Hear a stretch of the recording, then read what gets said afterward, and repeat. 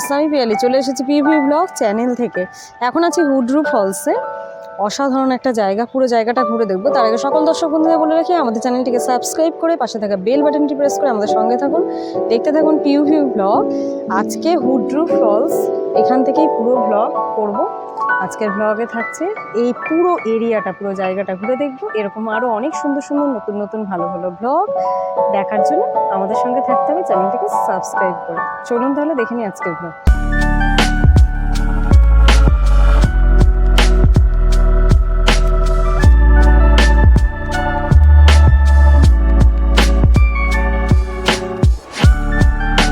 চলে এসেছি হুড্রু ওয়াটারফলসে। কোথা থেকে আসবেন, কিভাবে আসবেন, এখানে কি কি দেখবেন, জায়গাটা কেমন কি, সবটা আজকে বলবো। তার আগে বলি, রাঁচি সত্যি প্রকৃতির স্বর্গ বলতে রাঁচিকেই কিন্তু বোঝায়। কি নেই এখানে? বন ভালোবাসেন? সুন্দর জঙ্গল, পাহাড়, জলপ্রপাত, সব ঝর্ণা সব পেয়ে যাবেন। এক কথায় বলতে প্রকৃতির যে অপূর্ব সৌন্দর্যতা, সেটা উপলব্ধি করতে গেলে কিন্তু অবশ্যই রাঁচিতেই আসতে হবে। এবার বলি কিভাবে এখানে এসে পৌঁছাবেন। তার আগে বলি 745খানা সিঁড়ি বেয়ে এখন আমি নিচে নামবো। তার সাথে আপনাদের জানাবো কিভাবে এখানে এসে পৌঁছাবেন। আকাশপথে অর্থাৎ যদি বিমানে করে আসেন তাহলে অবশ্যই খুব কাছেই আছে বিরসামুন্ডা বিমানবন্দর। এই ধরুন প্রায় 47 কিলোমিটার দূরে। আর ট্রেনে করে আসলে অবশ্যই রাঁচি রেলওয়ে স্টেশন, হ্যাঁ মোটামুটি ধরুন 40 কিলোমিটার দূরে। আর বাই রোড রাঁচি থেকে 45 কিলোমিটার দূরে রাঁচি পুরুলিয়া রোড থেকে একটু দূরে, এবং মূল রাস্তা থেকে 21 কিলোমিটার যেতে হবে। এই তো গেল কিভাবে আসবেন। কিন্তু জানেন কি, লোকেরা তাদের পরিবারের সাথে অথবা বন্ধু বান্ধবীদের সাথে দুর্দান্ত ছুটি কাটাতে রাঁচির এই হুড্রু জলপ্রপাত পরিদর্শন করে। বিশেষ করে অ্যাডভেঞ্চার প্রেমীরা হুড্রু জলপ্রপাতে জড়ো হয়। কারণ কি জানেন? কারণ এই স্থানটির অন্যতম জনপ্রিয় ট্রেকিং গন্তব্য হিসেবে বিবেচিত হতো। হুড্রু জলপ্রপাত রাঁচি শহরের অন্যতম জনপ্রিয় পর্যটন কেন্দ্র। শহরে আসা লোকেরা নিশ্চিতভাবে আসে যে এই যে রাঁচি পুরুলিয়া রোডে অবস্থিত হুড্রু ফলসটি, এই ওয়াটারফলসটি অবশ্যই পরিদর্শন করতে হবেই।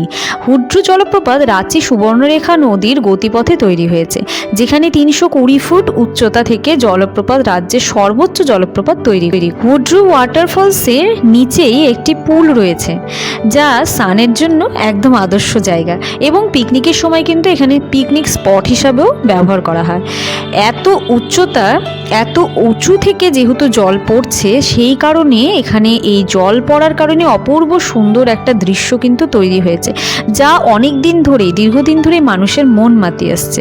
প্রতিনিয়ত জল পড়ার কারণে, ক্ষয়ের কারণে পাথরের বিভিন্ন গঠন তৈরি হয়েছে, যা কিন্তু এই স্থানটির সৌন্দর্য আরও বাড়িয়ে দিয়েছে। হুড্রু জলপ্রপাত এটি এই অঞ্চলের অন্যতম বিখ্যাত পর্যটন স্থান। এটি ভারতের 34তম সর্বোচ্চ এবং ঝাড়খণ্ডের উচ্চতম জলপ্রপাত। রাঁচি মালভূমির এক প্রান্তে হুড্রু জলপ্রপাতটি এই অঞ্চলের বেশ কয়েকটি খাড়াই জলপ্রপাতের মধ্যে একটি। তবে বর্ষাকালে এটি একটি দুর্দান্ত রূপ নেয়। দর্শক বন্ধুদের সাথে গল্প করতে করতে চলে এসেছি হুড্রু জলপ্রপাতের একদম সামনে। এখন আর কথা না, মন ভরে সুন্দর করে যেমন আমি দেখব, চেষ্টা করব দর্শক বন্ধুদের সামনেও সেইভাবে তুলে ধরবার। শুধু একটি ছোট্ট কথা, দর্শক বন্ধুরা, আমাদের এই চ্যানেলে কিন্তু রাঁচির টোটাল ইনফরমেশন সহ আরও অনেক ভিডিও পোস্ট করা হয়েছে। দেখতে চাইলে আমাদের চ্যানেলে ঢুকে অন্যান্য ভিডিওগুলো দেখে নিতে পারেন। চলুন তাহলে এইবার সামনে থেকে, কাছ থেকে হুড্রু জলপ্রপাত দেখে নিই।